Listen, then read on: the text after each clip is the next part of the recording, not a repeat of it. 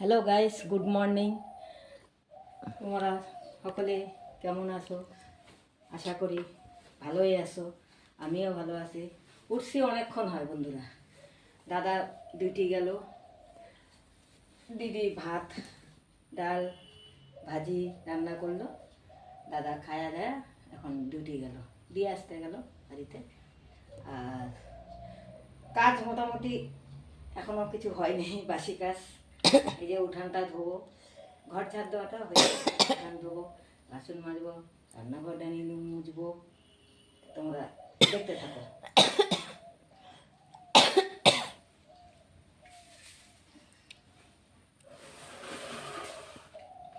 বাগানে একটা ঝাড়ু আছে।